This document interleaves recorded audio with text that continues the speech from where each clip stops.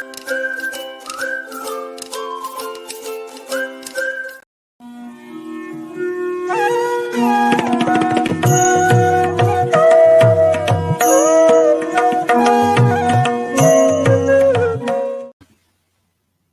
गीताचार्यं भजाम्यहम् वसुदेवसुतं देवं कंसचाणूरमर्दनं देवकी परमानंदम कृष्णं वंदे जगद्गुरुम।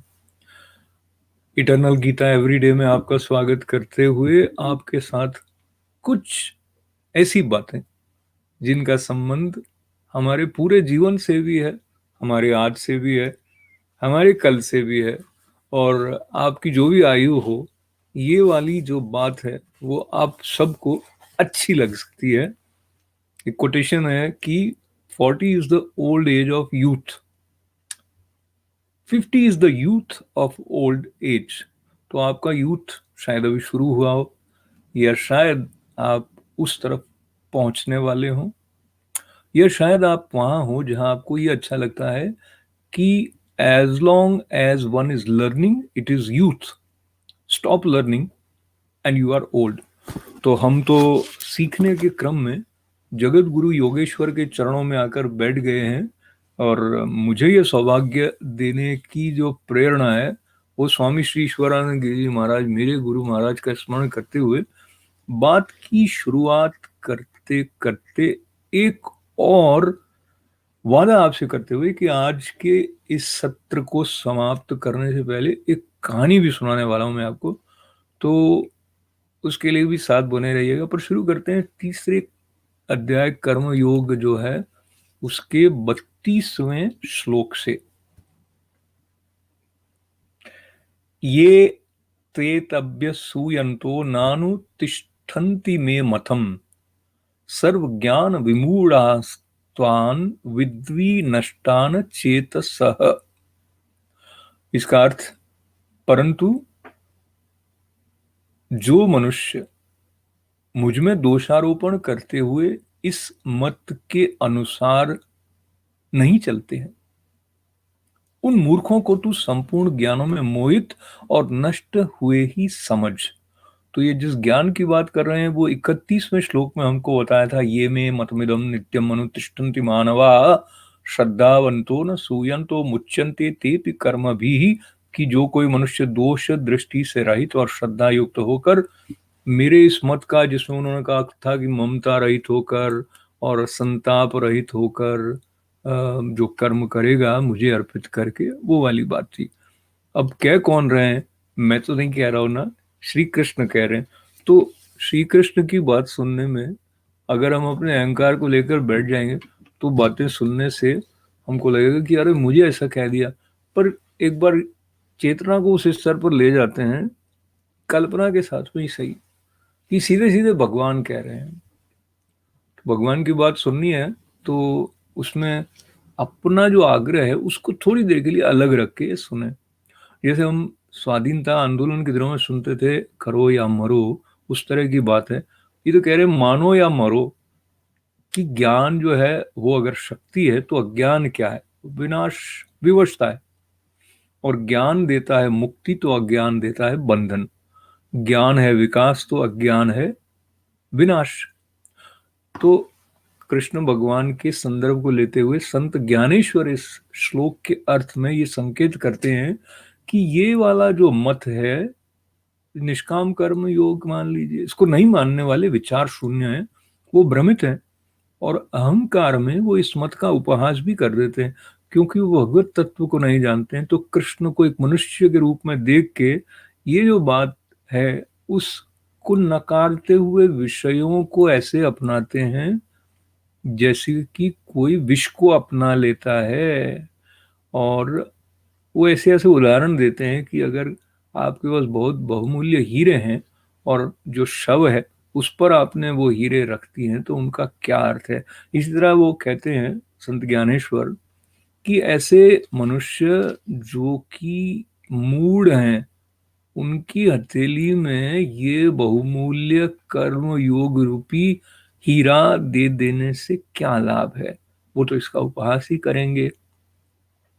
और एक उदाहरण दिया कि जैसे पतंगा होता है ना, पतंगा समझते हैं आप ना, वो क्या करता है, क्षमा परवाना ये वाली जो बातें हैं ना, मतलब वो जाता है और दीपक की लौ में अपने प्राणों की आहुति दे देता है, और गया तो है उसका आलिंगन करने के लिए, और हुआ क्या, रहा ही नहीं।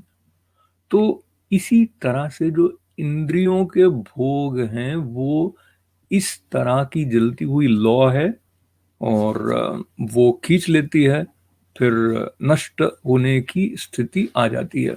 तो ये तो बात कह दी उन्होंने 32वें श्लोक में। अब 33वें श्लोक में क्या कह रहे हैं, सदृशम चेष्टते स्वस्याः प्रकृतिर्ज्ञानवानपि प्रकृतिम यान्ति भूतानि निग्रह किम करिष्यति। तो एक तरफ तो स्वतंत्रता की बात है, लेकिन दूसरी तरफ ये भी बता रहे हैं कि सभी प्राणी जो हैं वो प्रकृति को प्राप्त होते हैं, यानी कि स्वभाव के परवश हुए कर्म करते हैं। ज्ञानवान भी अपनी प्रकृति के अनुसार चेष्टा करता है, फिर इसमें किसी का हठ जो है वो क्या करेगा। इस बात को थोड़ा और स्पष्ट करते हुए जो संतों की वाणी से समझने की कोशिश करते हैं, तो वो उदाहरण देते हैं कि जैसे नदी है, बहती बहती कहाँ जाएगी, समुद्र में। इसी तरह से जन्म जन्मों के जो संस्कार हैं उसको लेकर जब हम चल रहे हैं, तो प्रकृति ने वो जिस तरह की एक लय बना दी है, वो हमें बाध्य करेगी कि वहां जाना ही है। तो जो यथार्थ तत्व को जानने वाले हैं वो ज्ञानी हैं, और वो कर्तापन के अभाव से जब कार्य करते हैं, और अंतःकरण के उनके जो विकार हैं वो हट जाते हैं, तो वो मल विक्षेप और आवरण के बिना सीधे सीधे परमात्मा को देख पाते हैं। अहंता ममता से बच के, राग द्वेष हर्ष शोक आदि, दंभ कपट काम क्रोध, इन सब से बच के वो आगे चल सकते हैं। तो आगे चलते चलते कुछ बातें सुनते सुनाते भी हमें लगता है ये कैसे बैठेगा।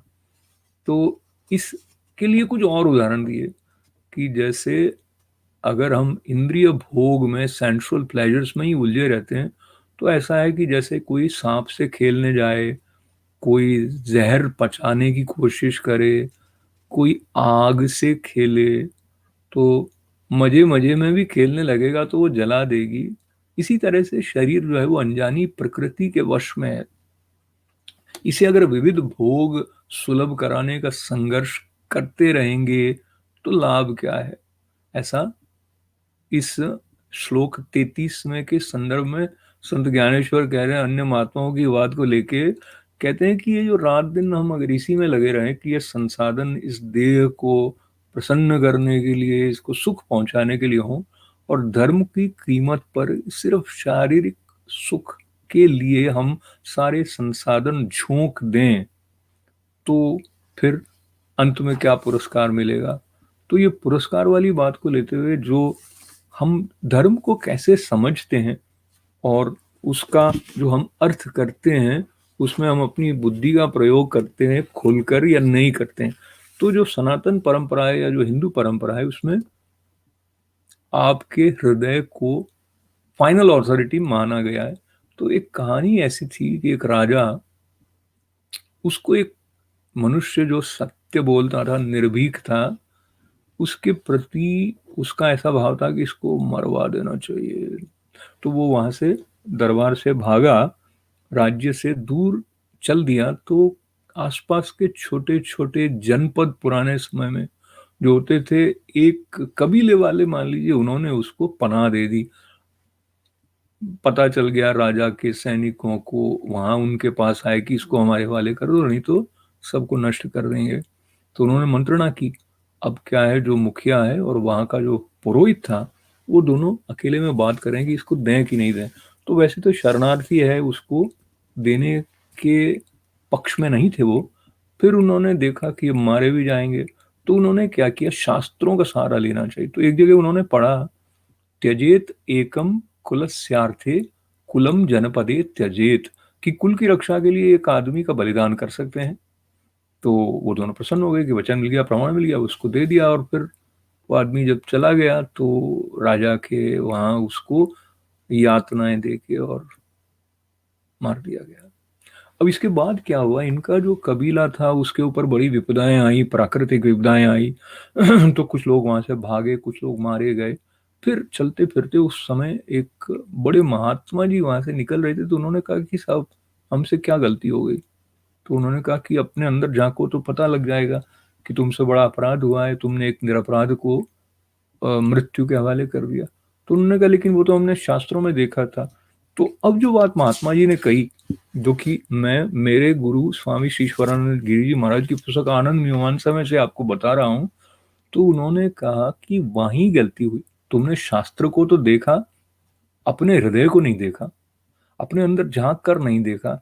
अरे इतनी बुद्धि नहीं थी तो कम से कम उस निरपराध शरण में आए हुए मनुष्य की आंखों में तो झांक कर देखते, तो फिर अपराध से बच जाते।